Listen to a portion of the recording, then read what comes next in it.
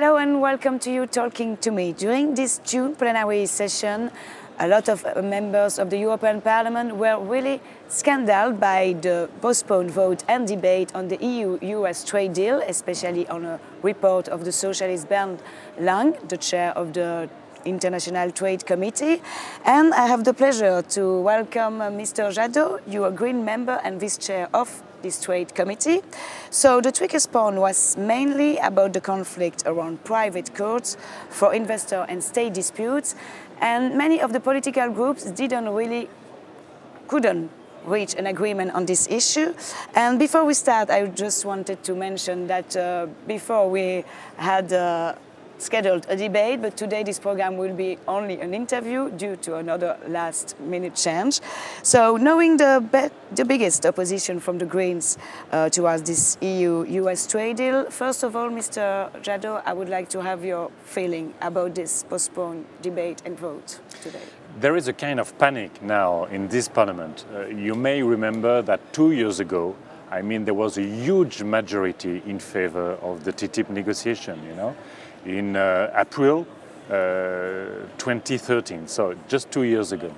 But now the society, has really taken this issue in the public debate. Trade unions, consumers, cities, region, national parliaments now have taken this issue. They are somehow very critical about what may be in this trade agreement. And of course, there is now an impact on the European Parliament. And finally, this panic shows that there is no clear majority now in this Parliament to support the TTIP negotiation, and there is a split between the Grand Coalition EPP, the right wing, and the Social and Democrat group. We'll come back on this. And so that means that the chair of the Parliament, Martin Schulz, who was not able to guarantee that there will be a clear majority in favor of ISDS, in favor of TTIP, so he decided really to postpone the vote, which is really a kind of political manipulation from his side. So we have to explain. So on the report of the German socialist Bernd Lange, so it includes the use of public courts instead of private courts used in an investor-state dispute settlement. But the socialists maintain, they say the ISDS is that, and we will use public court at last resort or in international even court, but not private courts. So you don't think this is right? Yes, I think this is right. Of course, from the beginning, the Greens, even 2 years ago, we were very critical about this investor-to-state dispute settlement because this. But you even against a public dispute. Not at all. No. What we want, we have strong legal system in Europe. We have strong legal system in the US. So there is no point of developing a parallel legal system where not judges, not public appointed judges, but private people from, where investors can sue states and claim for billions of euros because a state may have decided to protect health, to protect environment, or to protect social rights. So it's this kind of privatization of our legal system, this kind of transfer of democratic sovereignty from state to multinational, for us, it's a pure scandal. So you will never, in this parliament even, it will be really tricky to manage to find an agreement and to vote on a resolution at the end. Is this realistic? No, because this investor-to-state dispute settlement is really emblematic of what is this negotiation.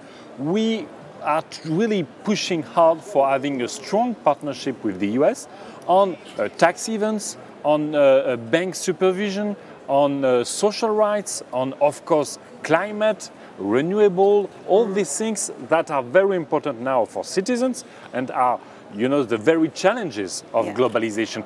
But this kind of trade agreement, which is trying to reduce our health, environment, social standards, on data protection, on many things, we think that it's just a treaty for the multinational. That the socialists say they will maintain, they will be sure, they will be ensured that the standards are respected. Yes, but we can already see from the Commission that on GMOs, you know, the Commission has totally changed the EU regulation, and now the states are in direct relationship with the multinational, and they may be sued from state in WTO or from companies if this kind of ISDS was agreed. We have seen that the Commission.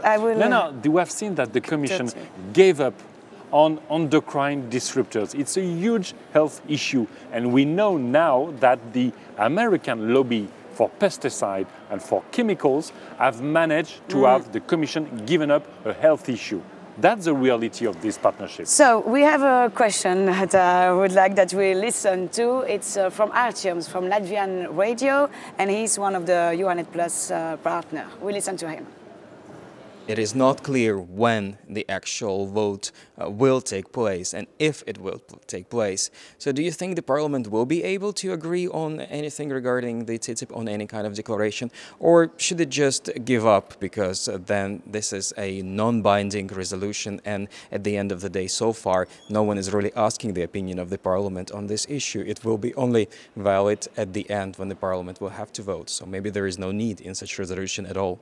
I think it's a strange way to see the work of this Parliament, you know. There is a clear competence, responsibility from this Parliament, you know, to follow up day by day the negotiation. Of course, this is at the very end that we will say yes or no, but it's our role to send a strong signal to the Commission that we do not like this mandate, that we have problems with some key issues of this negotiation. And right now, there is no more clear majority supporting the TTIP resolution. So we do think that, for example, on ISDS... But in time being, it will be? We'll see. But even, you know, 10 days ago, 2 weeks ago, there was a vote in INTA, and that's when the socialists gave up on ISDS to go to plenary, but they gave up on ISDS. That's why it's so confusing right now. But if the Parliament is split now on ISDS and on supporting TTIP, that's politics. There is no reason why there should be, of course, an agreement between EPP and socialists, because otherwise that means that there is no politics anymore in Europe on a so important issue which touch everyday life of people. So when Mr. Bernd Lang told us that he expected maybe a debate and a vote, not in July, but in September. Do you think this is really realistic, or is it too short to change? But we would like to have a vote as soon as possible. I mean, your colleague was saying that nobody is asking the Parliament for, but I'm sorry, we received thousands of messages from citizens, from cities, from companies, from trade unions, from consumers' organizations, from many stakeholders who are very skeptics about this negotiation. We will have a look at our reaction on social media, on Facebook, actually about the fear of this multinational companies' power. So Giorgio commented and he said, why multinational companies should have another justice than the citizens? And how can we trust justice if it's just a deal behind closed doors? And we have another... I fully support that. I was expecting that. We have another recorded question related to ISDS coming from Barbara Peranic from RSRT Radio. It's from Croatia. We listen to her. Hello from Zagreb. I'm Barbara Peranic, and this is my question on TTIP. According to various studies, there's been a huge uptake in use of ISDS worldwide. Is it because corporations are misusing the mechanism and deciding that arbitration is how they want to fight their battles? Or we simply live in a more globalized environment? And if we take the second view, then I would ask, what's the purpose for ISDS in TTIP when the US and Europe have very effective, even-handed judicial systems that can deal with any disputes? And in addition, investors have many market solutions and different insurances which they can take in order to protect themselves. Well, do you think, Mr. Jadot, and what are the other solutions? I think the answer is already in the question. I mean, there is no need. There is not a single strong argument to say that there is a need for such dispute settlement. I mean, the Maelstrom strategy is to try to say, I will reform it, but there is no need for that. I mean, we don't have any complaints from US companies regarding the European legal system and the vice versa. I mean, this is just transferring power to multinational. And again, I think if there is no need for that, there is not even the World Bank and the OECD are saying that there is no correlation between ISDS and investment flows. There is not, it doesn't help somehow. So we don't need it. And if there is a dispute between a company and a state, I mean, there are public legal system, and they should go for that as citizens, as trade unions, as any other stakeholders in the society. Thank you, Mr. Jadot, for coming. Thank you. Thank you, and see you next time. Bye.